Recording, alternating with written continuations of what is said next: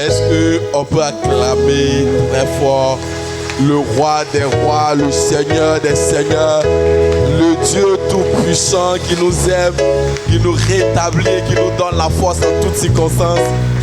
À toi la gloire et à toi tout l'honneur, Seigneur. Tu es digne et tu es glorieux au nom de Jésus. Alléluia.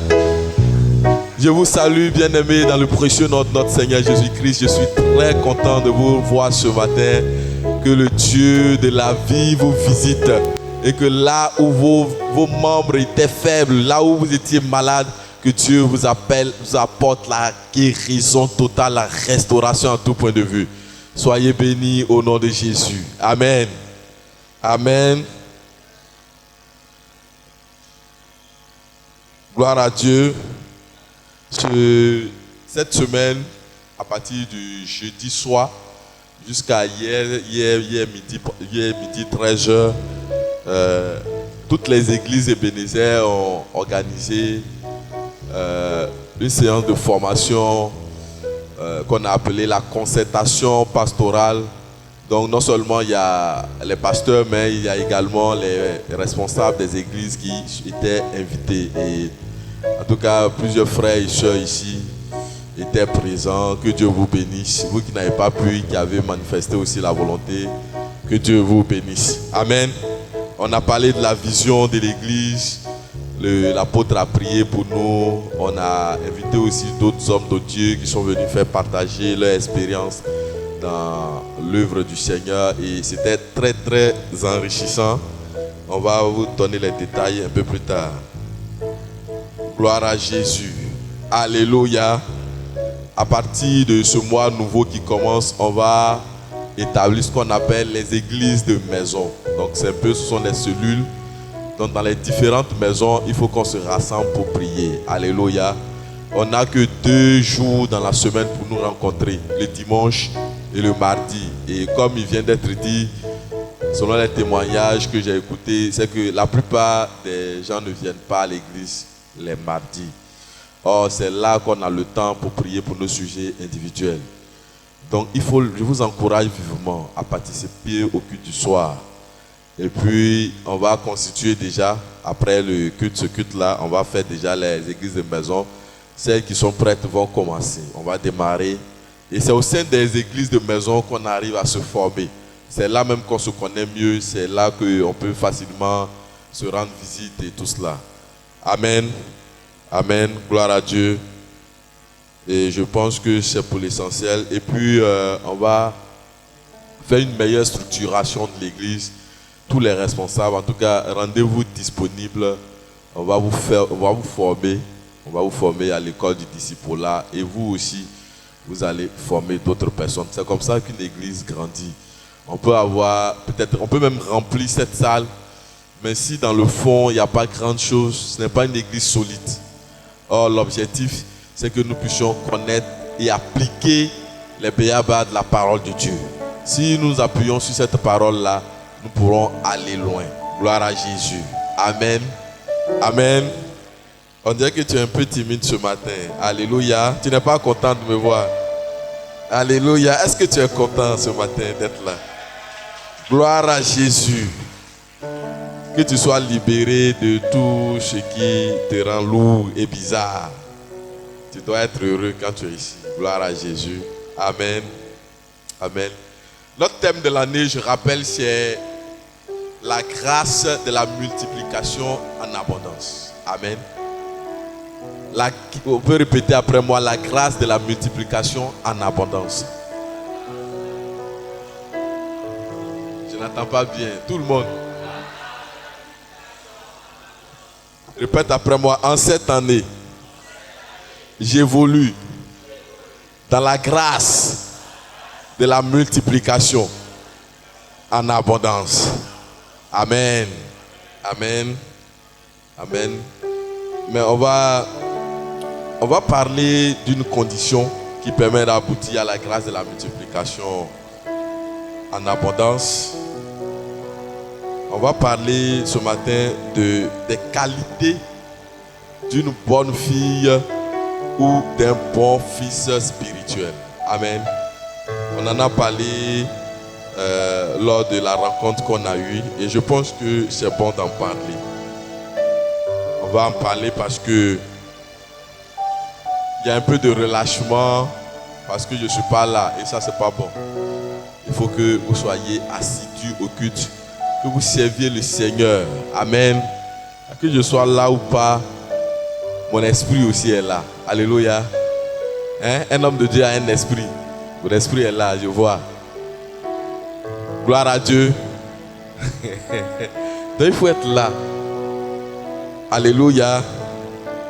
Donc ce matin, on va parler de ce qu'on appelle fils spirituel.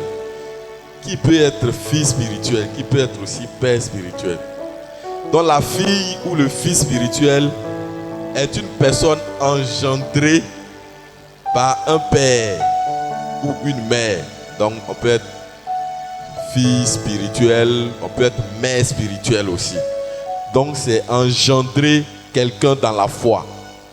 Voilà, celui qui t'a engendré dans la foi, c'est ton père spirituel. Donc il y a 3 types de père spirituel ou mère spirituelle, c'est la même chose.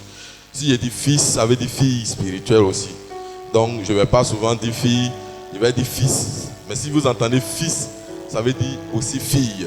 Amen. Donc on peut être engendré par la conversion. C'est-à-dire celui qui vous a envoyé au Seigneur, c'est un père. On peut être un père. Et celui qui vous conduit dans le ministère, c'est aussi un père. C'est-à-dire que vous êtes converti, vous êtes à l'église.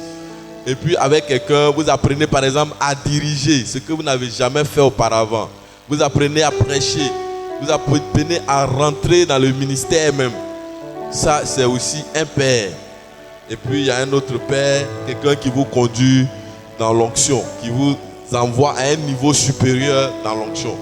Ça aussi, c'est un père. Une seule personne peut regrouper toutes ces 3 qualités. Ça peut être celui qui t'a annoncé l'évangile, qui te conduit dans le ministère et qui te fait élever au niveau de l'onction. Comme ça peut être des personnes différentes. Mais en tout état de cause, il y a ce qu'on appelle des pères et puis il y a aussi des mentors. Alléluia. Donc en général, on a un père. On peut avoir plusieurs mentors. Donc tu peux prier et parmi les multiples serviteurs de Dieu que tu as rencontrés, Dieu peut te dire c'est celui-là qui est ton père. Alléluia. Parce qu'il te met à côté de lui pour avoir accès à une grâce particulière. Peut-être que c'est avec lui que ta destinée peut être accomplie parfaitement. Donc on a besoin d'avoir de bonnes qualités en tant que fils spirituel. Donc on distingue les fils de ce qu'on appelle les serviteurs et des mercenaires. Je ne vais pas trop développer les 2 dernières catégories. Je ne vais pas trop parler des serviteurs et des mercenaires, mais notre but, notre thème ce matin, c'est de parler des fils spirituels. Dans le mercenaire, bon, il vient faire un travail, on le paye, il s'en va. Hein? La plupart des instrumentistes, généralement, ils sont des mercenaires. Il vient, hein, c'est pas vous, vous n'êtes pas concerné.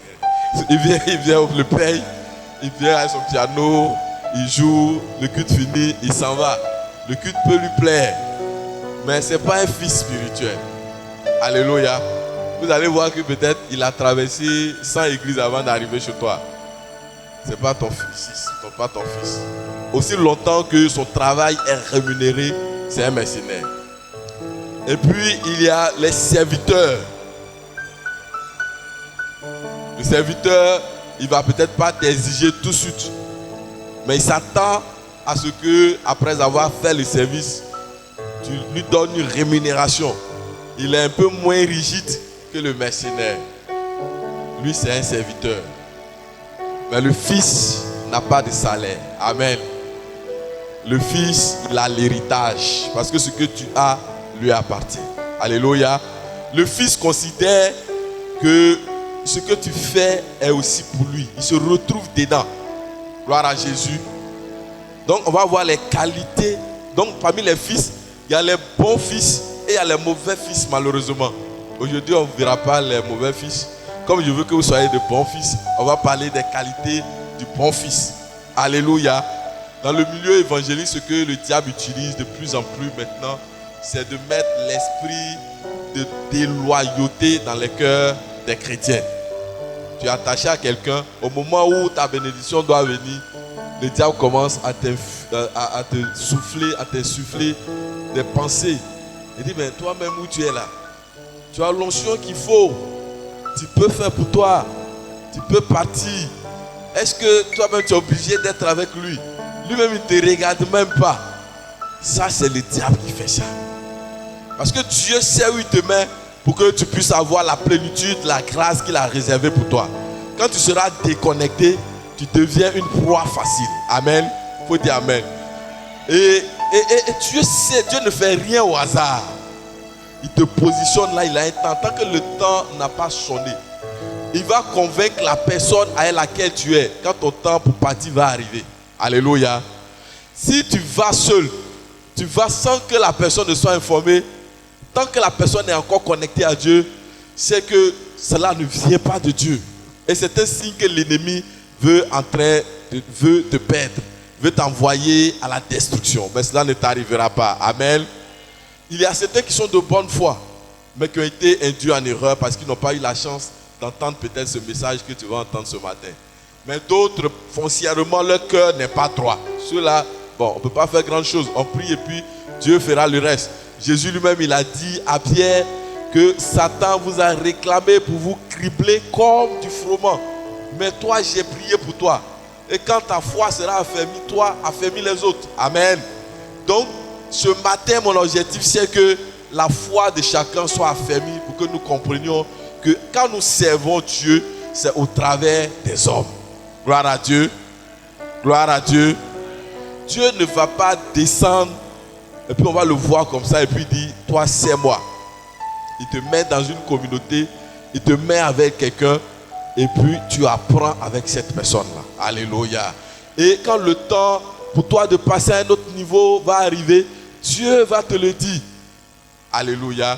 En général, on est très impatient avec Dieu. On veut les choses immédiatement. On considère que l'église est pour nous un hôpital. On vient, Seigneur, guéris-moi. Et puis quand tu as guéri, tu t'en vas.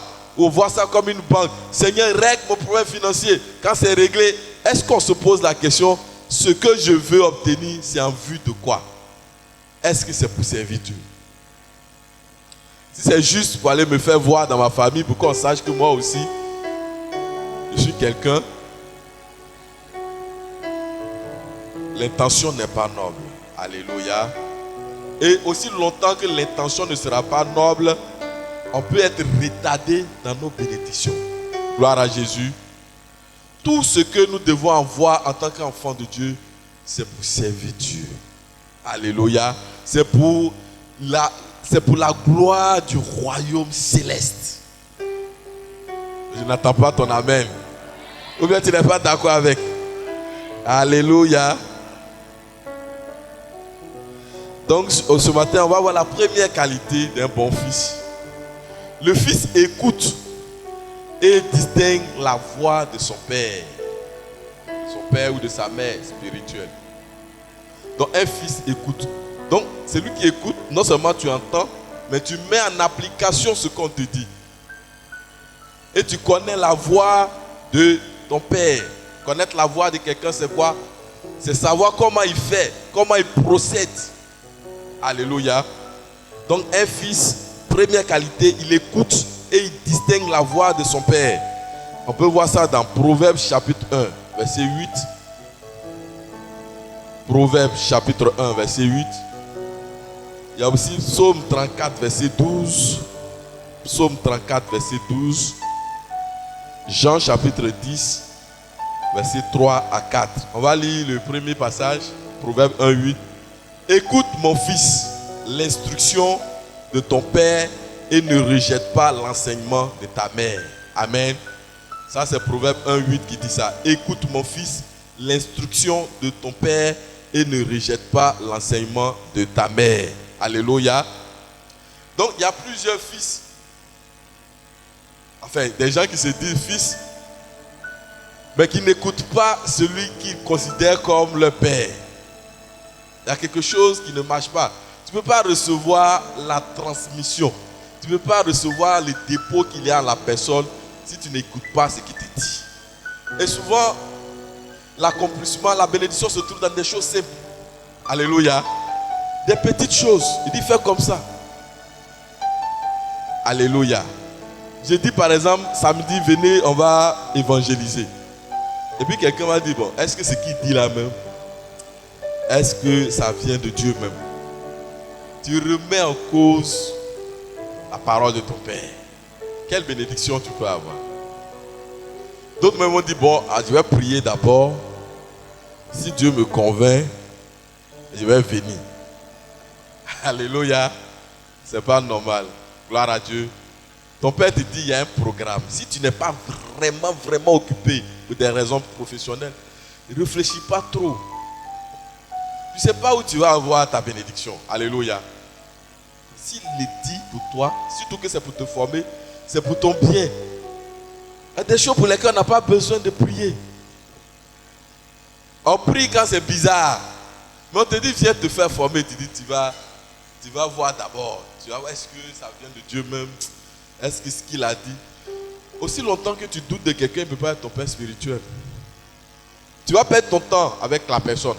Parce que tu ne peux rien recevoir de cette personne. Alléluia. La grâce se transmet. Les dons, la grâce et l'onction que Dieu a mis dans la vie de quelqu'un, quand tu es connecté à lui, cette grâce-là vient sur toi. Tu n'as pas d'effort à fournir. Alléluia. Lui, peut-être qu'il a fourni beaucoup d'efforts pour avoir ça. Mais toi, à cause de la connexion, parce que tu t'identifies en lui, tu reçois ça plus facilement. Vous êtes d'accord avec moi? Alléluia. Vous savez que Moïse a mis 40 ans pour aller à Canaan. Il n'est même pas arrivé dans le désert.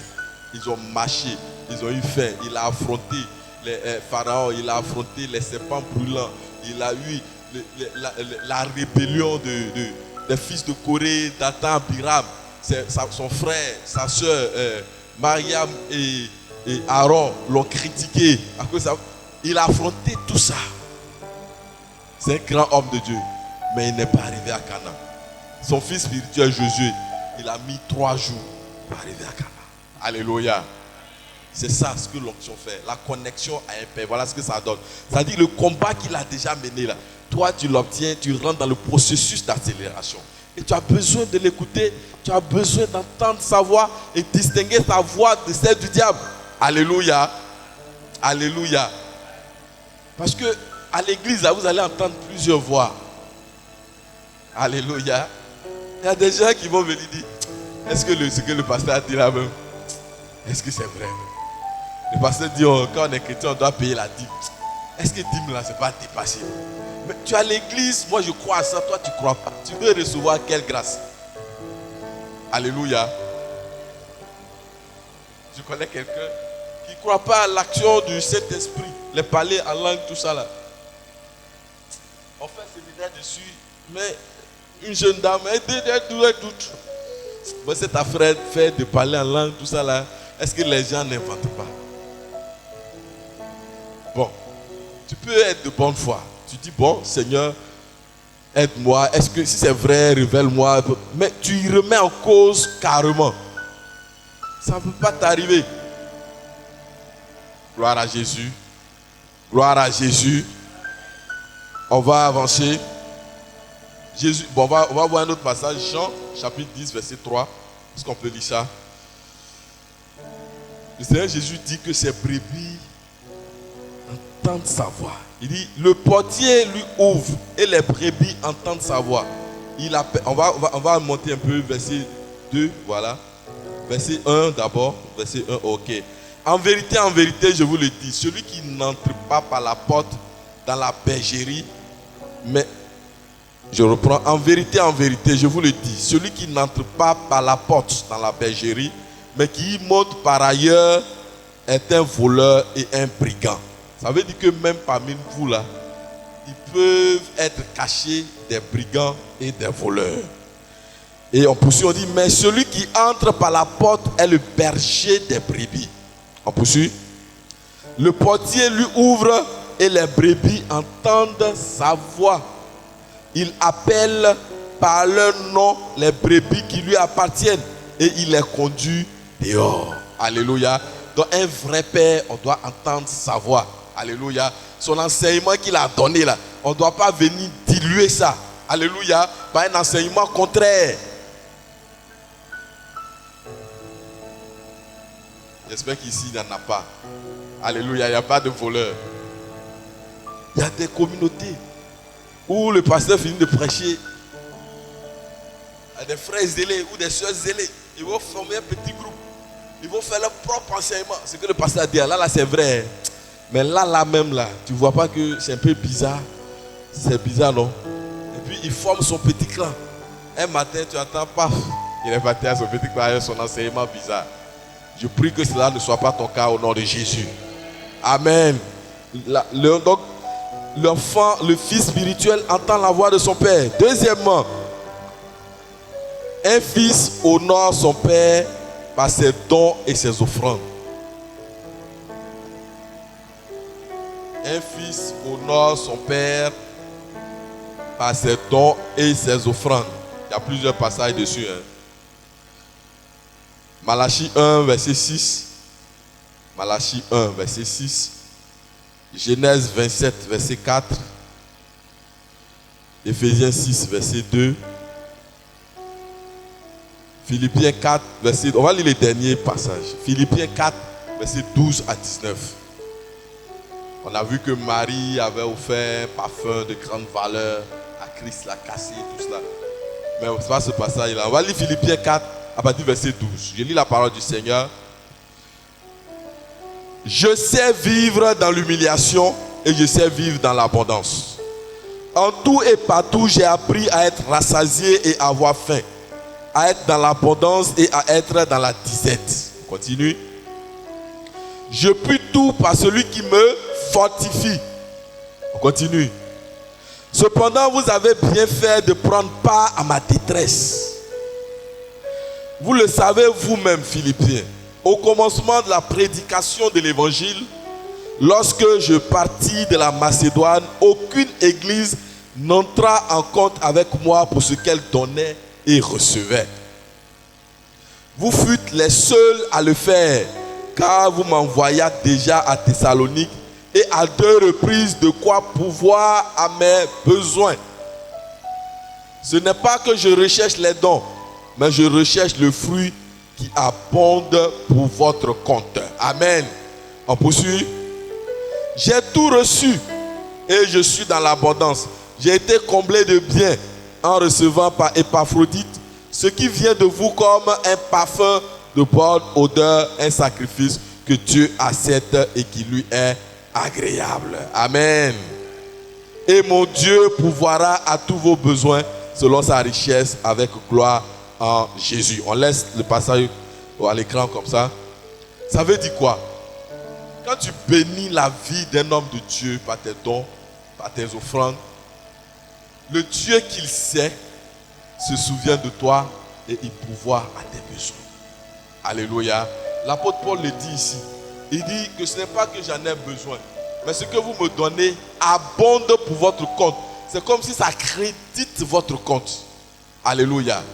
Donc, il y a ce que nous faisons pour l'église, et puis il y a le fait de s'aimer. Quand tu peux, dans la vie de celui qui te prêche l'évangile, il y a une bénédiction qui est attachée à ça. Alléluia.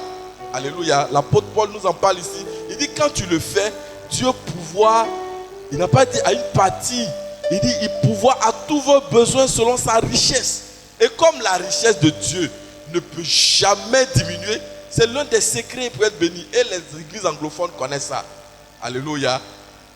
Donc le pasteur n'a même pas besoin de salaire parce que les fidèles travaillent sur lui comme on le dit. Gloire à Dieu. Donc généralement on n'en parle pas souvent. C'est pourquoi nos églises sont pauvres. Vous ne dites pas amen. Que tu sois libéré de la pauvreté au nom de Jésus. Sois délivré au nom de Jésus. Ah, quand tu es pauvre, on n'a pas d'argent, ton cœur bat. Hein? C'est vrai ou c'est faux? Si on dit tout de suite on fait offrande, ou bien on va faire cotisation pour payer, ça t'énerve même. C'est pas parce que tu ne veux pas, mais tu n'en as pas. Alléluia. Qu'on en soit délivré au nom de Jésus. Donc de temps en temps aussi, il faut travailler sur moi. Alléluia. Voilà. Gloire à Jésus. Pas que j'en ai besoin, mais c'est pour ton bien. Alléluia. Donc un fils doit comprendre que c'est un privilège que d'offrir à son père. C'est un privilège. C'est un privilège. Alléluia. Troisièmement, un fils est prêt à se sacrifier pour son père. Un bon fils, il est prêt à se sacrifier pour son père. L'exemple parfait ici que nous avons, c'est Genèse 22, verset 1 à 4. Isaac et son père Abraham. Genèse 22, verset 1 à 4.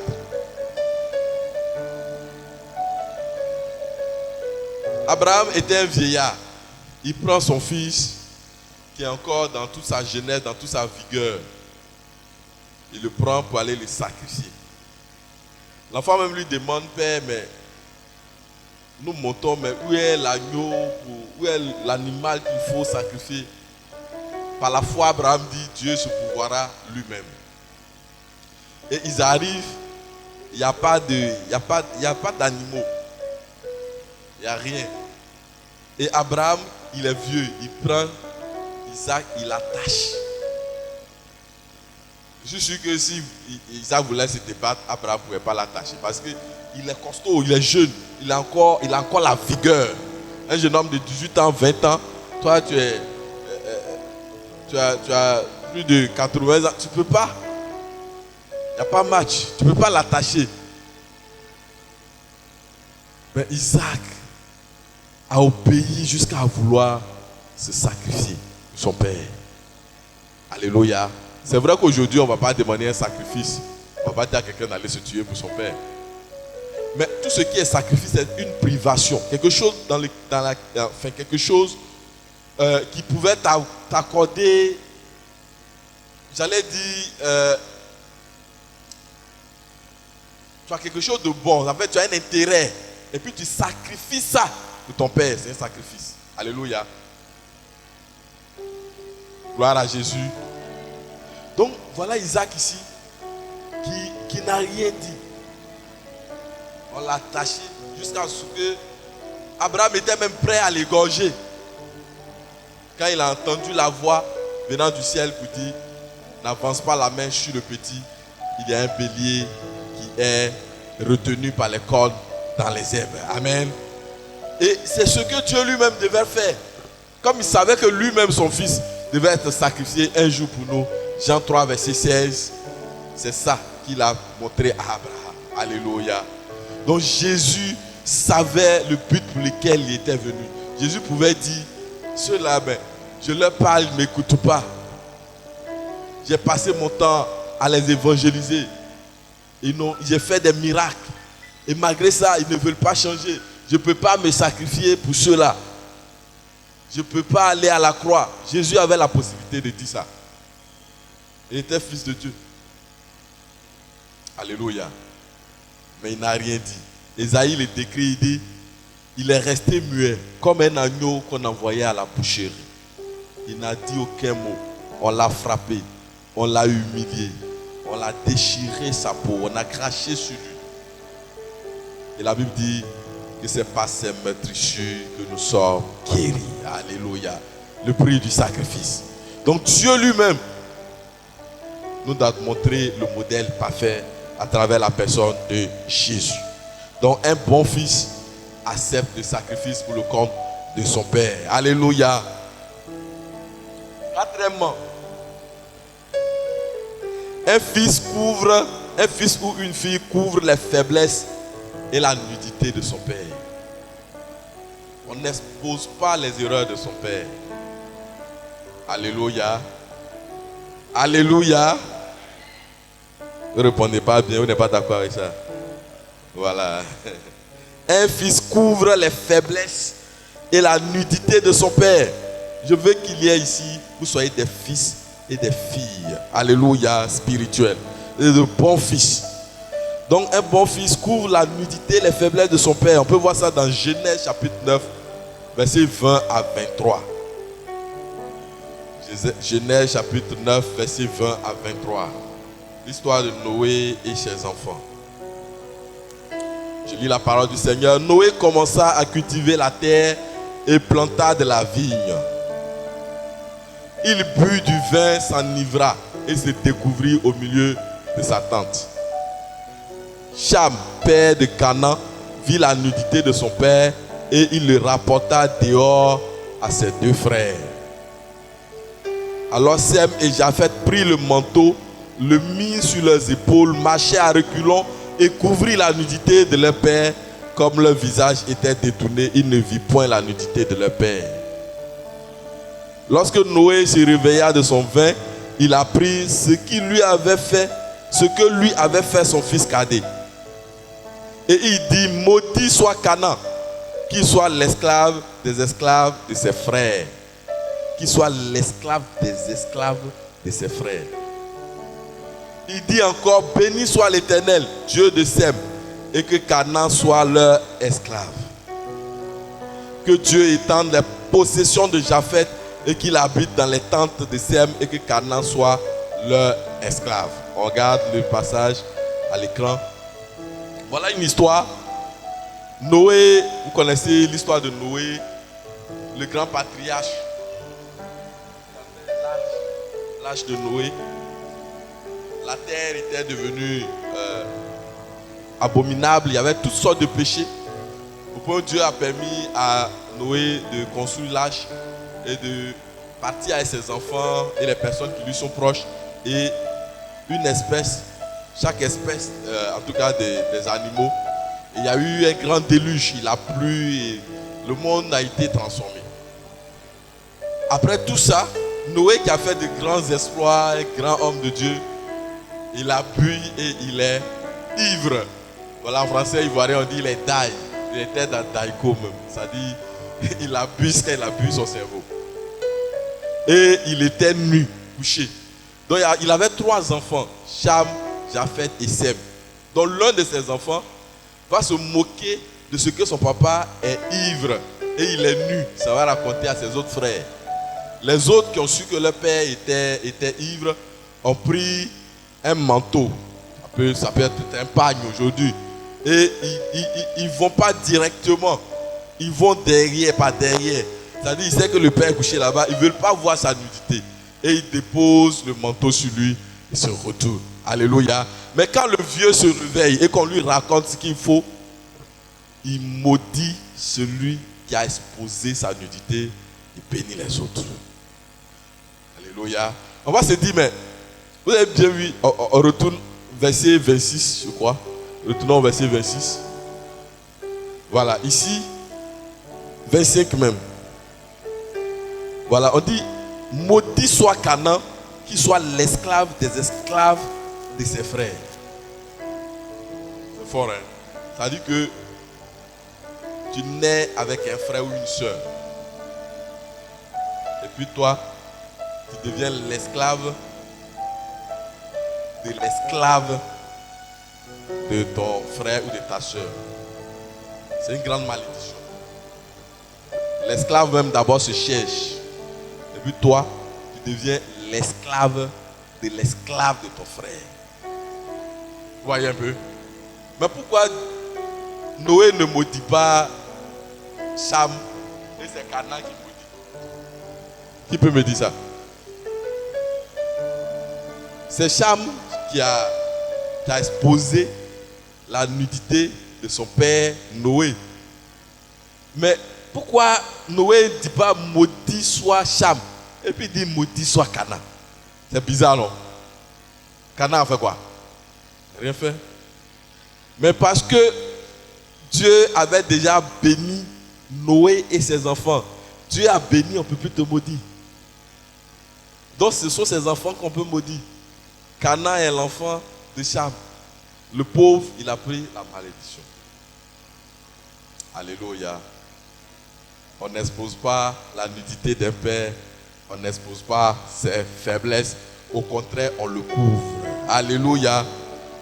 Alléluia. Si sa faute est telle qu'il n'est plus dans la volonté de Dieu, tu te bats, tu t'en vas. Il ne faut pas aller l'exposer. Alléluia. Gloire à Jésus. Le premier signal, c'est que tu dois prier pour lui. Tu vois un père qui est en train de prendre un chemin qui n'est pas... Prie pour lui. Si ça devient grave, que tu ne peux plus supporter, il faut partir. Plutôt que de chercher à l'exposer. Alléluia. Gloire à Jésus.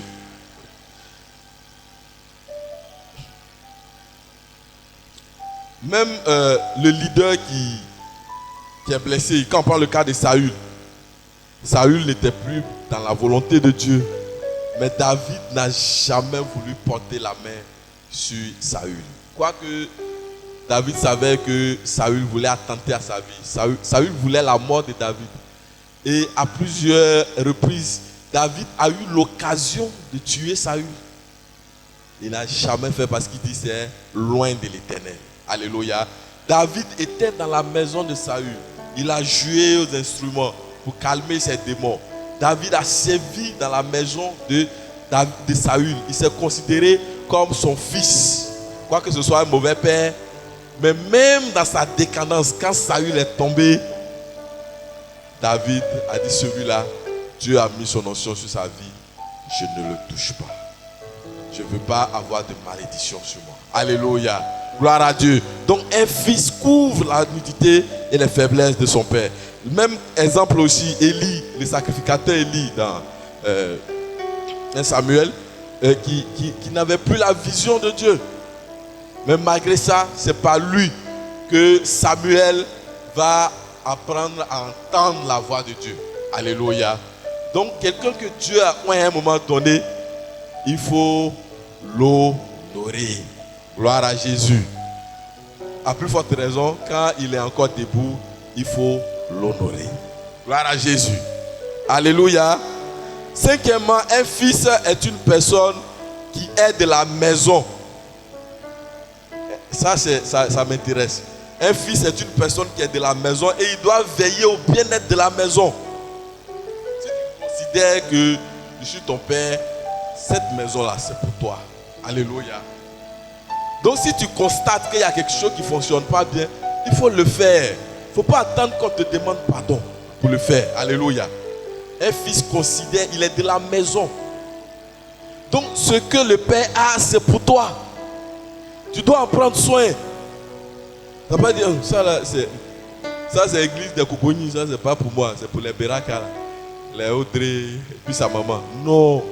Si toi tu considères que je suis ton père, que tu es mon fils ou tu es ma fille, c'est pour toi aussi. Alléluia. C'est pour toi.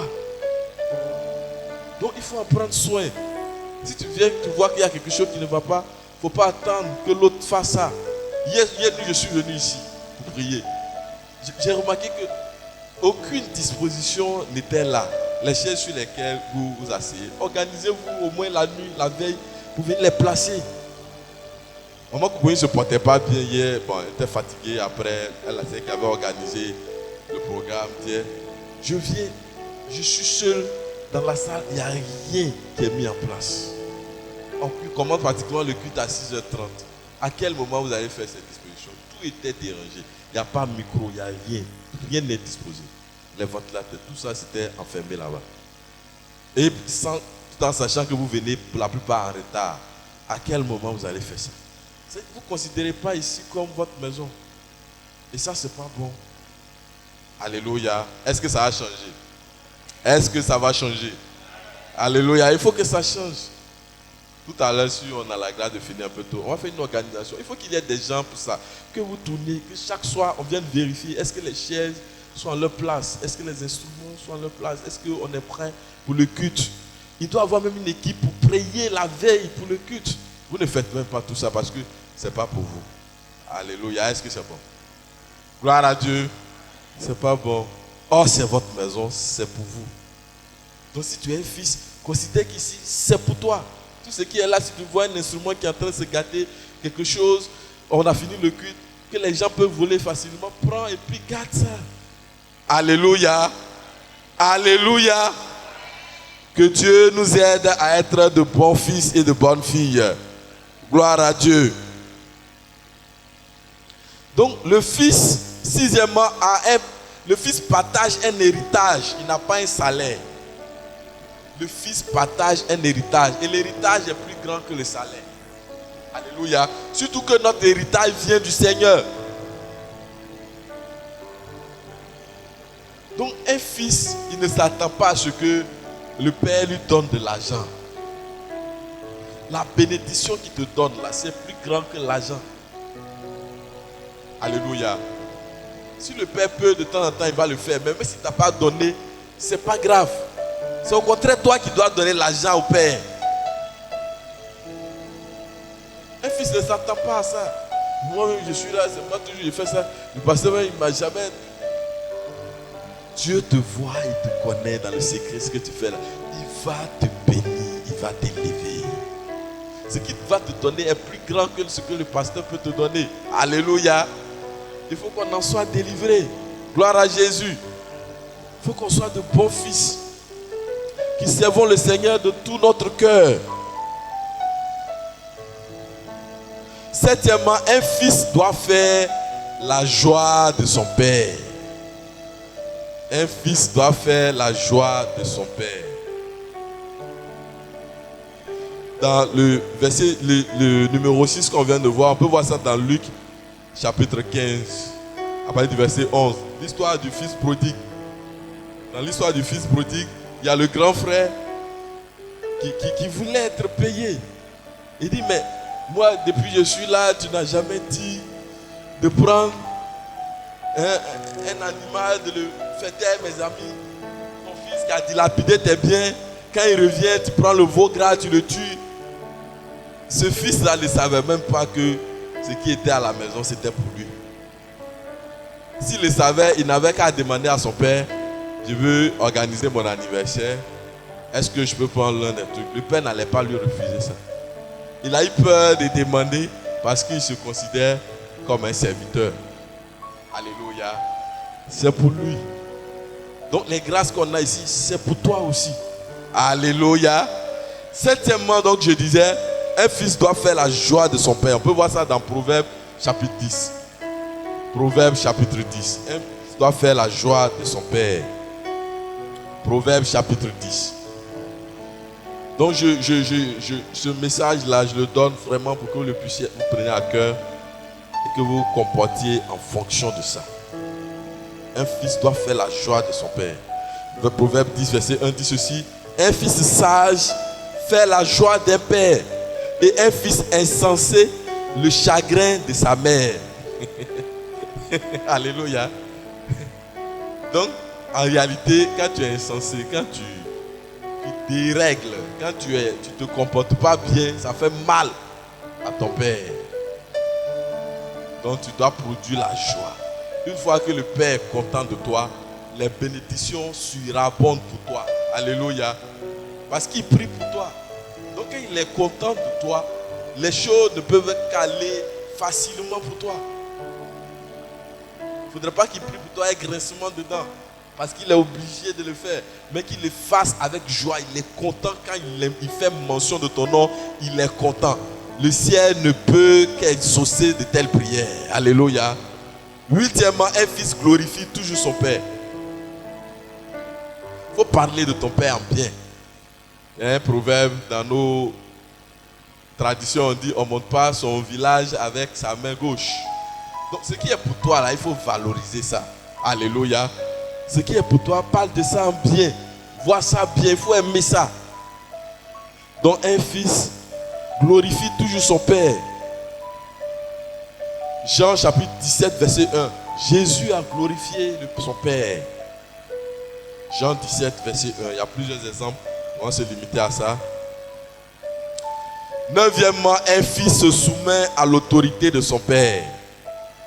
Un fils se soumet à l'autorité de son Père. 1 Corinthiens chapitre 15 verset 28. 1 Corinthiens chapitre 15 verset 28.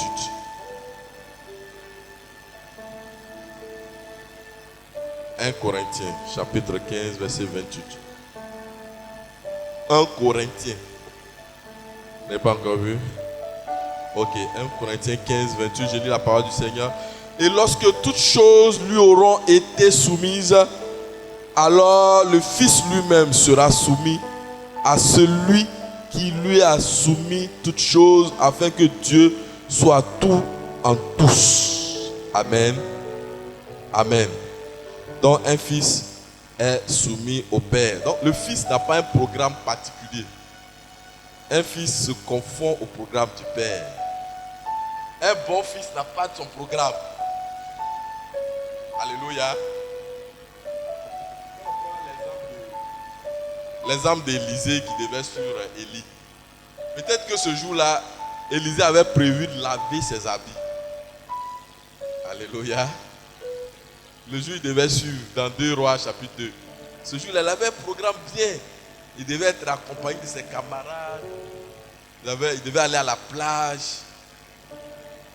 Mais ce jour-là, Élie devait être enlevé. Élisée était concentré sur quelque chose.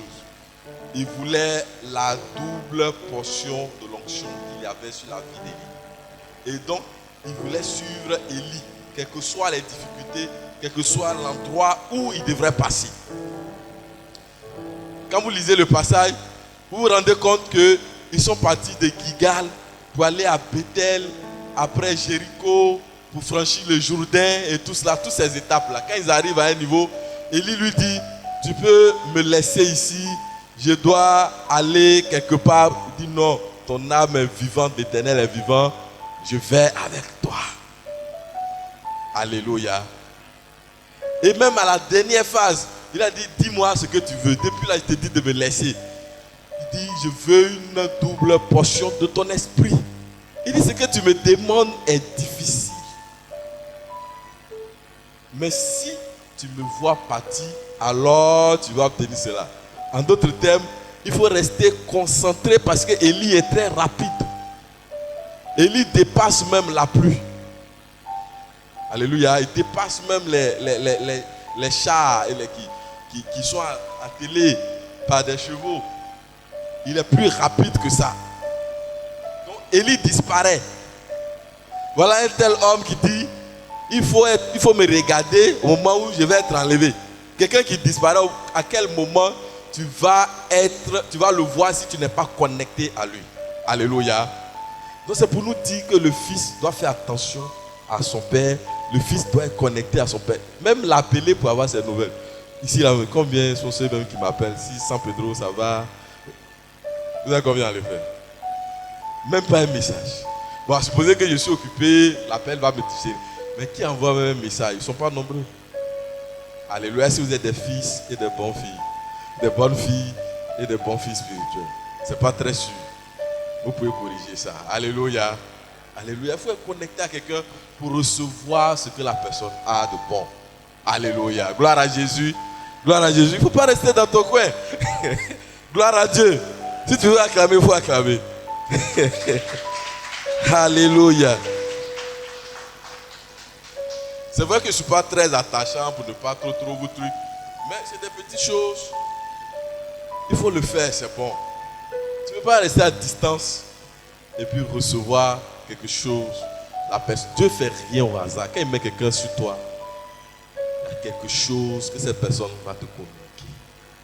Et tu as besoin de chercher ça. Tu as besoin de le savoir. Alléluia. Alléluia. Nous sommes au quatrième point? 9e, non? 10e, un fils aspire à l'excellence. Et il cherche à aller plus loin que son père.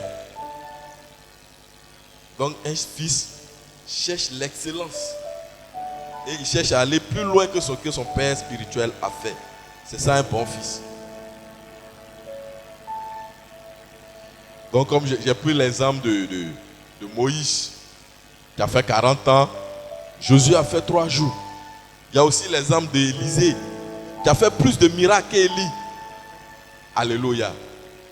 Mais Moïse et Josué n'est pas plus grand que Moïse, même si il a fait plus d'exploits que lui. Le Père reste toujours le Père, il reste plus grand. Alléluia.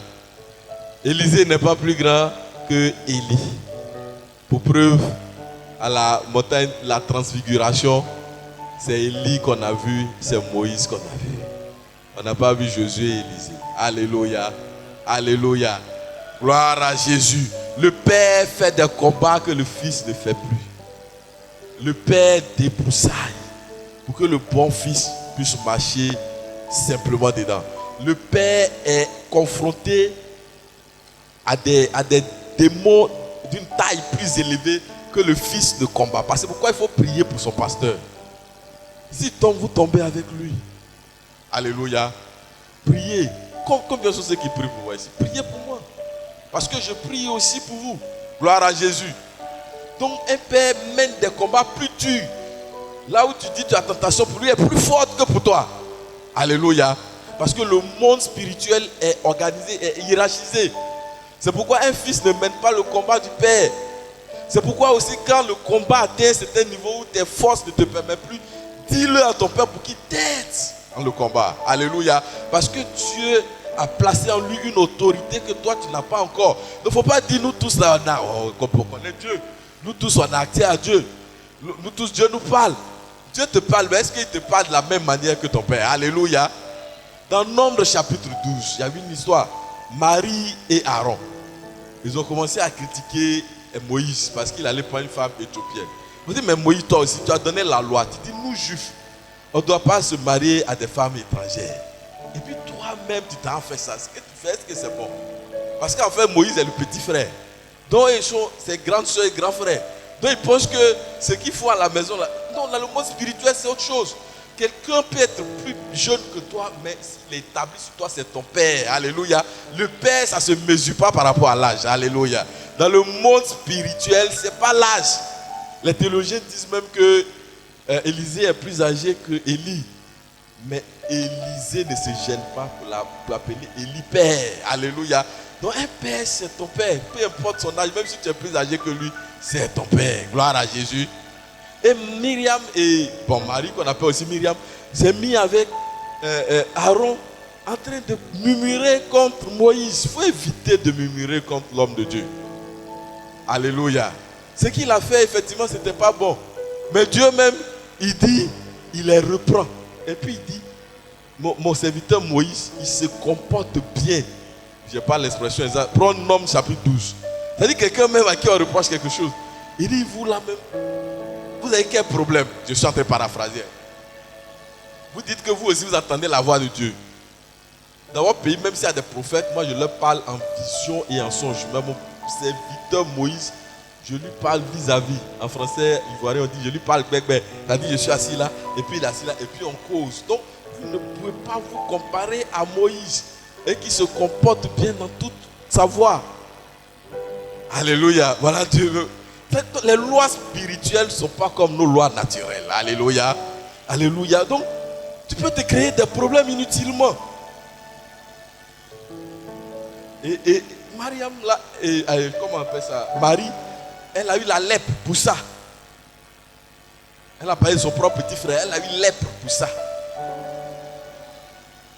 Celui avec qui elle a critiqué là, lui n'a rien eu. Aaron n'a rien eu. Il ne faut pas t'associer à des gens pour critiquer l'homme de Dieu. Amen. Il ne faut pas t'associer à des gens pour murmurer. Il ne faut pas s'associer à des gens pour faire rébellion. Tu ne sais pas eux leur connexion avec Dieu. Dieu peut eux leur pardonner. Et puis toi tu vas avoir des problèmes. Gloire à Jésus. C'est bon, ça va? Donc un fils. On est au quatrième point? C'est 10, non? Ok, on poursuit. Un fils ne se perd jamais. Un fils ne se perd jamais. Perdre ne se perd jamais. Il ne quitte jamais son père. Celui qui est fils là, il peut mal se comporter, mais il va revenir. Celui qui va et qui ne revient pas, c'est un serviteur, ce n'est pas un fils. Un fils ne se perd jamais. Dans l'histoire du fils prodigue, le fils, il est allé, il a tourné. Il a fait ses bêtises. Excusez-moi du terme, mais il est revenu. C'est vrai que c'est un mauvais fils, Mais il est revenu à la maison parce qu'il sait qu'il est fils. Quand tu connais ton identité de fils, tu ne pars jamais définitivement, tu reviens. Alléluia. Donc un fils ne se perd jamais. On peut voir ça dans Jean chapitre 17. Jean chapitre 17, le verset 12. Et puis Luc chapitre 15, à partir du verset 11. 12e, donc pour clore, 12e point, un fils accepte d'apprendre de son père. Un fils, il accepte d'apprendre. Quand tu fais quelque chose qu'on dit ça, c'est pas bon, il faut accepter de changer. Il faut accepter d'appliquer les méthodes que ton père t'enseigne. Un fils ne dit pas, ça là, ça ne me convient pas. Ça là, je ne peux pas m'adapter. Tu peux. Alléluia. On peut voir ça dans 2 Rois chapitre 2, verset 12. 2 Rois chapitre 2, verset 12. Avant de prendre le manteau d'Élie, Élisée a déchiré son vêtement. C'est le symbole pour dire que lui, il se débarrasse de son ancienne nature. Il se débarrasse de ce qu'il croyait savoir. Il estime qu'il ne sait rien et il apprend, il adopte ce que le Père lui donne. Alléluia. Et il prend le manteau d'Élie et il accomplit des miracles puisque Élie ne les avait fait. Alléluia. Gloire à Jésus. Donc c'est sur ça qu'on va clore. Donc 12 points qu'on va voir. Voilà les caractéristiques d'un bon fils. Tu as vu le temps de suivre cet enseignement avec tous les différents exemples que j'ai donnés. Tu vas t'examiner toi-même. Est-ce que tu es un bon fils, une bonne fille spirituelle? Si ce n'est pas le cas, si tu vois que dans certains points, tu n'as pas été suffisamment loyal, tu vas demander à Dieu de t'aider. On va prier par rapport à cela. On va dire à Dieu de nous aider à être de bons fils et de bonnes filles spirituelles. Prions pour cela. Se lève, on prie. Seigneur, merci pour ta grâce. Merci pour ton enseignement ce matin. On prie, on prie, on prie, on prie. Merci je te présente mon cœur, je te présente ma vie. Fais de moi un bon fils. Un fils loyal, un fils fidèle. Qui n'est pas mon propre programme, mais qui adopte le programme des frères. Tu bâtis cette assemblée, Seigneur, avec des frères que tu m'as donnés, des fils et des filles. Seigneur, merci de les fortifier, de rétablir le cœur et de permettre que le cœur soit droit et pur, Seigneur.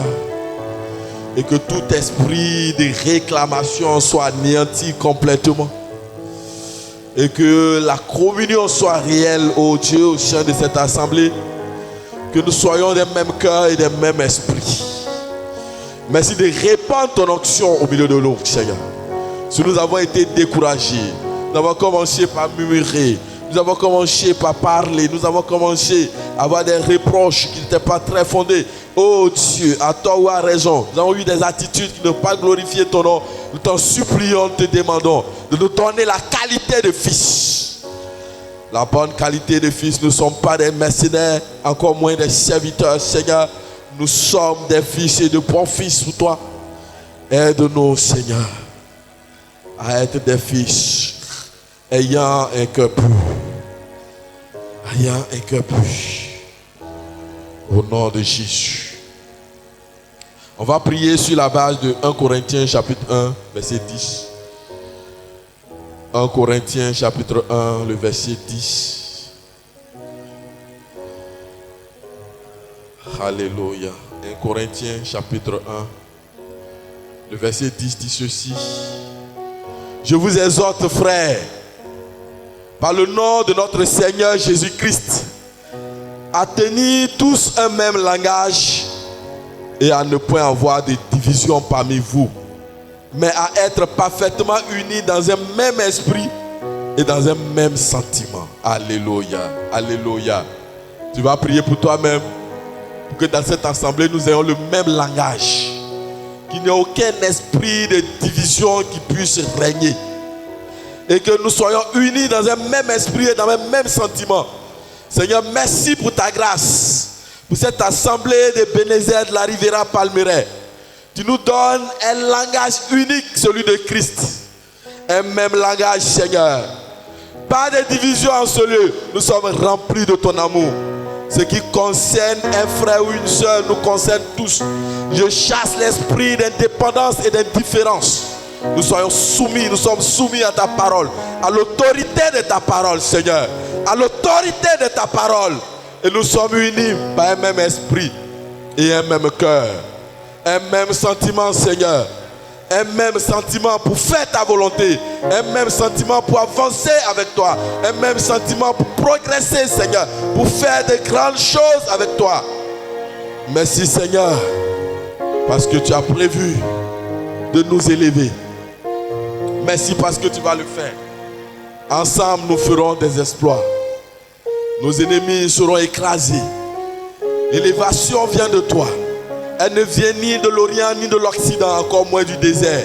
Elle vient de toi, l'Éternel des armées, qui prend du fumier l'indigent pour le faire asseoir à la table des grands. Seigneur, ce matin, tu as accompli cette parole dans la vie d'un frère et d'une sœur. L'unité d'esprit. L'unité de cœur. Merci pour ta bonté. Merci pour ton amour, Seigneur. Que tu matérialises dans nos vies. Que ton nom soit béni. Alléluia. Ce matin, Seigneur, je libère. Pendant que je suis sous l'onction. En me tenant à cet autel par lequel tu nous connectes. Je suis connecté à ton esprit. Seigneur, je libère l'atmosphère dans la vie des fidèles. Seigneur, tout ce qui était bloqué par le fruit de la désobéissance ou des comportements qui n'étaient pas dignes de toi, là où la maladie a régné à cause de notre insoumission, je prie maintenant que ces bases soient rompues au nom de Jésus et que les vies bloquées soient débloquées. Karaba, Shantaraba, que le ciel soit constamment ouvert sur la vie d'un frère ou d'une soeur. Je proclame un ciel ouvert ce matin et je relâche la grâce du mariage, la grâce du mariage, la grâce de l'enfantement, la grâce du travail bien fait, la grâce de la promotion. Je libère ces grâces ce matin dans le nom de Jésus. Je brise l'esprit de pauvreté, l'esprit de limitation perpétuelle est cassé au nom de Jésus. Tout ce qui est domination et influence des puissances des ténèbres, je casse cela ce matin et je proclame la liberté totale. Seigneur, merci parce que c'est fait ici. Merci pour la santé divine. Je prophétise la santé dans votre corps physique. Je prophétise la santé dans votre corps physique. Dans votre âme, vous êtes en paix avec Jésus-Christ. Votre esprit est en connexion parfaite avec Dieu. Vous êtes libérés de toute angoisse, de toute tristesse, de toute peur, de tout doute. Toute forme d'accusation contre vos vies est cassée et brisée. Et je proclame la liberté totale au nom de Jésus. Ce matin, je relâche la bénédiction en abondance sur vos vies. En tant que votre Père, que la paix et la joie de Christ demeurent dans vos cœurs. Que vous soyez déchargés de toute forme de fardeau. Toute forme de réclamation satanique est cassée et brisée au nom de Jésus. Toute réclamation depuis le village se taise maintenant au nom de Jésus. Seigneur, merci de libérer tes enfants. Merci pour l'encouragement. Merci pour la force. Merci pour la joie que tu inondes dans les cœurs maintenant. Merci Saint-Esprit de Dieu de visiter. Des personnes étaient comme perdues. Des personnes se posaient des mille et une questions. Le Seigneur te répond ce matin. Le Seigneur te visite. Le Seigneur te touche. Il dit qu'il n'a pas changé. Crois seulement et sois patient. Persévère. Persévère. Ne relâche point. N'abandonne point. N'abandonne point. Dieu n'a jamais menti. Ce qu'il a dit pour toi, il le fera. Ce qu'il a dit pour toi, il le fera. Et il le fera intégralement. Merci Seigneur. Parce que tu le fais. Et ce matin, un jour nouveau se lève pour nous. Un jour nouveau se lève pour nous.